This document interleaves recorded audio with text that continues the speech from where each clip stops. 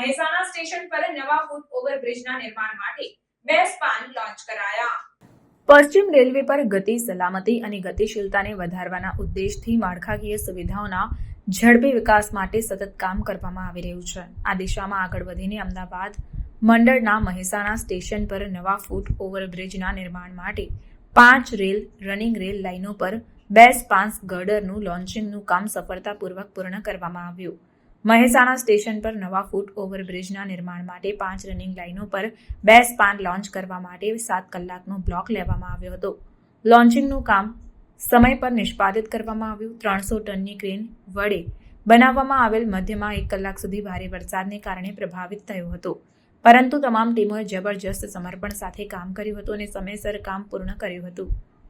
ક્રેનને line number 1, 2, 3ને પાર કર્યા પછી લાઇન નંબર 5 અને 6 મૂકવામાં આવી હતી અને લાઇન નંબર 5 અને 6 પર 400 મીટર સુધીની યાત્રા કરી, કારણ કે બહારી ટ્રેકથી લોન્ચ થવાની કોઈ શક્યતા ન હતી.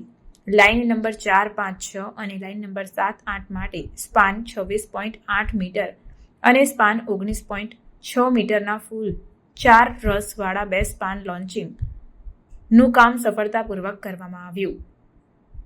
મહેસાણા અને જગુદણ વચ્ચે એસી ટ્રેક્શનના સેક્શનિંગને કારણે તમામ લાઇન 1, 2, 3, 4, 5, 6 બ્લોક થઈ રહી હતી.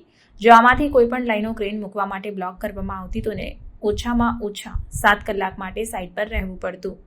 લાઇન નંબર 1, 2, 3 થી પસાર થતી ટ્રેનોની સુવિધા માટે સેક્શનિંગ કરવામાં આવી હતી, જ્યારે લાઇન નંબર 4, 5, 6 પર બ્લોક ચાલી રહ્યો હતો. મુસાફરોની સુવિધાઓ તેમજ માળખાકીય સુવિધાઓના વિકાસ માટે પશ્ચિમ રેલવે દ્વારા અમદાવાદ મંડળ પર સતત પ્રયાસો પણ કરવામાં આવી રહ્યા છે.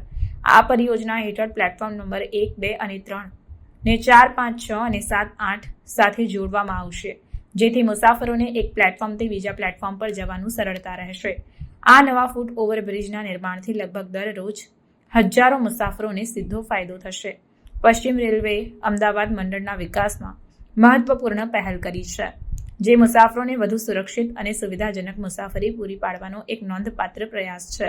આ મહત્વપૂર્ણ કાર્યની સાથે સાથે પશ્ચિમ રેલવેના વ્યાપક ક્ષેત્રોમાં એન્જિનિયરિંગ અને ઇન્ફ્રાસ્ટ્રક્ચર સંબંધિત વિકાસ કાર્ય નિરંતર ચાલુ છે.